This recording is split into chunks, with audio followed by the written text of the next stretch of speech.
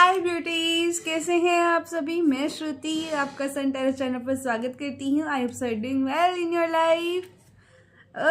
आप सभी चाहते हैं कि आपके फेवरेट सेलिब्रिटीज़ की लाइफ में क्या चल रहा है एंड एक दूसरे को लेकर ये क्या फील कर रहे हैं, इनका क्या फ्यूचर है, तो वो रीडिंग्स हम आपके सामने लाते रहे। तो वही मैं करने लग रही हूँ एंड आज हम लेकर आए हैं अविनाश एंड ईशा को लेकर। आप सभी जानना चाहते हैं कि अविनाश एंड ईशा का जो फ्यूचर है, आपके कुछ क्वेश्चंस है मेरे पास, उनको हम रीड करेंगे, उनको हम देखेंगे टैरो की मदद से। ये रहे मेरे कार्ड्स, ठीक है। लेकिन ना मैं उससे पहले आप सभी को एक मैसेज कन्वे करना चाहती हूँ, तो वो सुन लीजिएगा। मुझसे ना कुछ व्यूअर्स या फिर मैं कुछ कहूँगी हेटर्स, मैं हेटर्स का नाम भी नहीं देना चाहूँगी उनको, मे भी उनके मन में कुछ क्वेरी हो, तो आप सभी ना कुछ पूछते रहते हैं मुझसे। मुझे अच्छा लगता है कि हाँ, जब मैं उसको आपको आंसर दूँ। तो आप सभी में से कुछ एक गिने चुने कुछ लोग मुझसे पूछ रहे हैं कि मैम मुझे कि आपकी रीडिंग सही है या फिर ये सिर्फ कुछ फॉलोवर्स बढ़ाने के लिए किया जा रहा है, ठीक है। तो अच्छा, पहली चीज़ तो मैं यही क्लियर करती हूँ, मैंने आप मेरे जो वीडियोस है आप मुझे देखना, चेक करना, मैंने कभी भी सेलिब्रिटी के ऊपर नहीं डाली है। ये हाल फिलहाल से शुरू हुआ है। क्यों? क्योंकि मैंने एक वीडियो डाली थी एंड उस पर आपका रिस्पॉन्स आया कि मैम इसके ऊपर बनाओ, इसके ऊपर बनाओ, तो वहाँ से ये सिलसिला जारी है। अगर ये फॉलोअर्स के लिए है, देखो, हाँ, बी ऑनेस्टली मैं अपने दिल की बात आपको कह रही हूँ।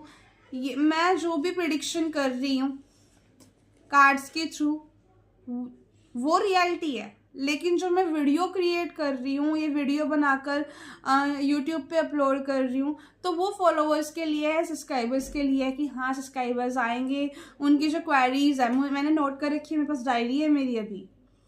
तो मैं अगर एफर्ट्स डाल रही हूँ तो मेरा कुछ ना कुछ तो वहाँ पे होगा ना, कि कुछ तो मैं मांगूंगी।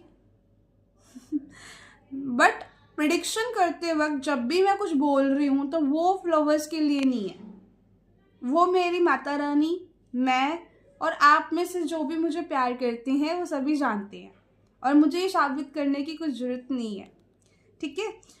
तो मैं आप सभी को ना ये क्लियर करना चाह रही हूँ कि जो भी रीडिंग हो रही है वो इंट्यूशन बेस्ड है और intuitive tool, guidance tool based है। तो कोई भी फ्यूचर रीडिंग 100% फिक्स नहीं होती है। एनर्जीज अगर चेंज होगी तो प्रिडिक्शन जो आज मैं कर रही हूँ वो भी चेंज होगी, ठीक है।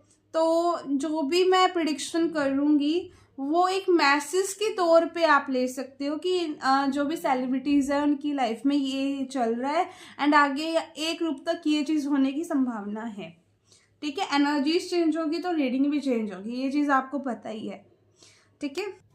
एंड आप सभी का प्यार, आप सभी के साथ के लिए मैं बहुत बहुत धन्यवाद करती हूँ, तहे दिल से आप सभी का शुक्रिया करती हूँ कि आप सभी मेरे साथ इस तरह ही कनेक्ट रहे और मुझ पर ऐसे ही ट्रस्ट करते रहें। तो अब हम चेक कर लेते हैं अविनाश और निशा का जो क्वेश्चन आपने मुझे दिया था, मैं वो फ़ोन में ऑन कर लेती हूँ एंड आपको फिर मैं पढ़ के सुनाऊंगी एंड उसके ऊपर हम रीडिंग करेंगे। ओके, मेरे पास ये है वो कमेंट है, मैं आप सभी को पढ़ के सुना देती हूँ ताकि आप सभी को इजी हो जाए कि हम किस टॉपिक पे रीडिंग कर रहे हैं, आपको पता लगे। Ma'am please Avinash and Isha reading again. Okay dear, मैं लेकर आ चुकी हूँ आपकी रिक्वेस्ट। एंड मैम ये भी बता दो, जो 3 to 4 months सिचुएशन होगी वो लोग क्या उस सिचुएशन को सॉल्व कर लेंगे या ये दोनों फ्यूचर में रिलेशनशिप में आएंगे एंड और वो जो सिचुएशन होगी क्या होगी। तो आप ये जानना चाह रहे हैं कि इन दोनों का नियर फ्यूचर क्या लेके आ रहा है, क्या अनएक्सपेक्टेड इनके साथ हो सकता है। तो चलिए चेक कर लेते हैं कि निशा अविनाश के नियर फ्यूचर क्या आ रहा है, ठीक है।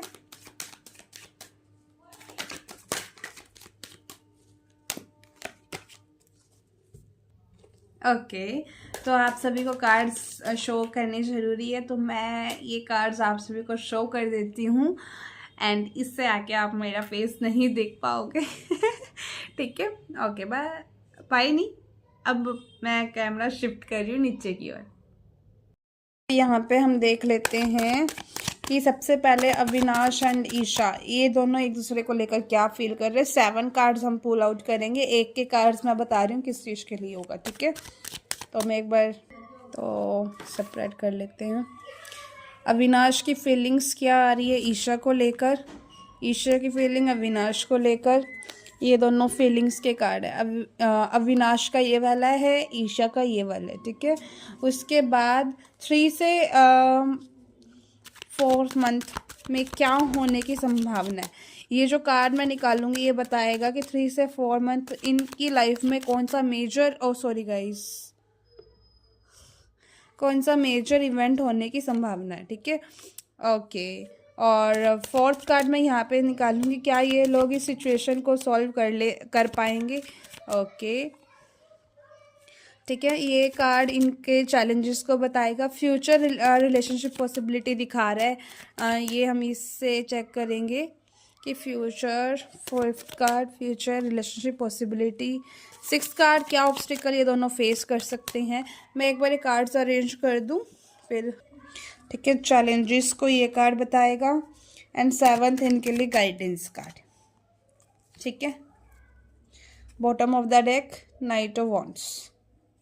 ठीक है, चलो अब मैं एक एक करके सारे कार्ड्स देख रही हूँ। अविनाश की फीलिंग्स ईशा को लेकर, ईशा की फीलिंग अविनाश को लेकर। दोनों की रीडिंग में कब कार्ड नहीं आया। ठीक है, ये इधर आ जाएगा, ये इधर एंड ये दोनों कार्ड। ओके, आप कार्ड्स को देख लीजिए, मैं एक बार इनको अरेंज कर दूँ फिर दोबारा से हम रीडिंग शुरू करते हैं। तो यहाँ पे अविनाश की एनर्जीज ईशा को लेकर मुझे क्या दिखाई दे रही है कि अविनाश ना एक्शन ओरिएंटेड पर्सन है। ये कहीं ना कहीं एक्शन में बिलीव करते हैं, शायद इम्पल्सिवली भी हो सकते हैं। कई बार होता है ना कि हाँ इम्पल्सिवली रिएक्ट करना, फटाफट बोल देना, फटाफट काम कर देना, तो वो एनर्जी दिख रही है। ईशा को लेकर अगर मैं कहूँ ना तो ये ज़्यादा इम्पल्सिव रहते हैं, उनको लेकर वो क्लैरिटी चाहती हैं और किसी डिसीज़न को लेकर ना रेस्टलेस फील कर रही हैं। शायद वो अपनी तरफ से कुछ प्रूव करने की कोशिश कर रही हैं ईशा को। ये एनर्जीज मुझे दिख रही है।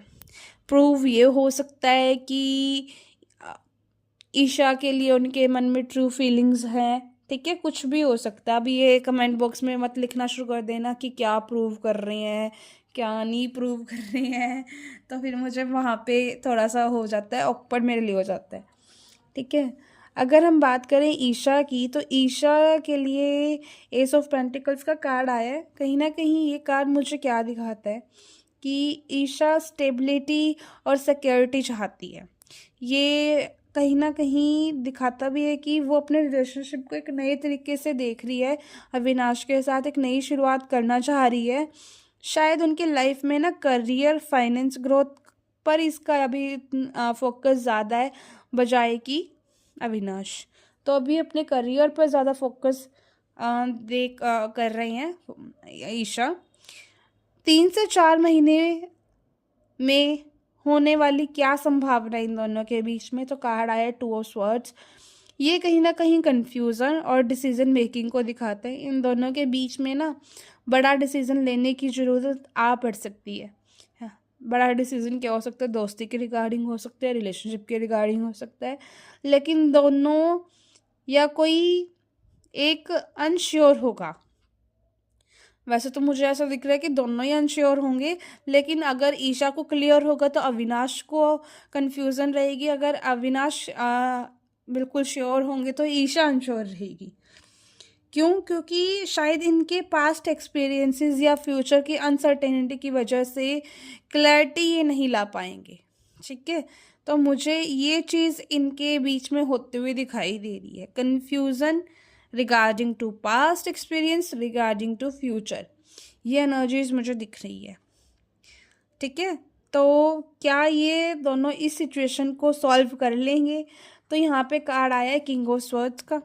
हाँ, अगर दोनों लॉजिकल और मैच्योर अप्रोच रखते हैं ना तो डेफिनेटली बिगेस्ट बिग कन्फर्मेशन।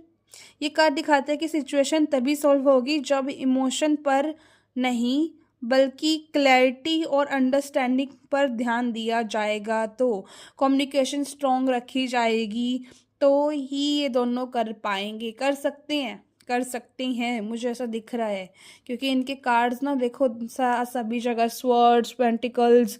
अगर आप देखो ना कब का कार्ड एक ही है, कब का कार्ड एक ही आया इनकी रेटिंग में। नेक्स्ट है वो फ्यूचर क्या दिखा रहा है, तो पास्ट कनेक्शन इनको ना, इनका पास्ट कनेक्शन स्ट्रॉन्ग रहा है, पास्ट से इनका रिलेशनशिप अच्छा रहा है, तो इनके बीच अभी भी सब कुछ ओके है, ठीक है। अगर दोनों एफर्ट्स करेंगे पास्ट की यादों को और अच्छा करके फ्यूचर में बढ़कर, तो एक नई शुरुआत इन दोनों के बीच में फ्यूचर में होते हुए दिखाई दे रही है। पास्ट से बाहर निकलना होगा और एक नई शुरुआत इनको करनी होगी, इनके लिए गाइडेंस आ रही है। क्योंकि अब पास्ट को सोचे रहोगे कि हाँ इसके साथ मेरा ये था वो था, तो वो चीज़ तो कहाँ कहीं वो नहीं देगी ना। आगे जो फ्यूचर आ रहा है उसको लेकर तो सोचना पड़ेगा ना।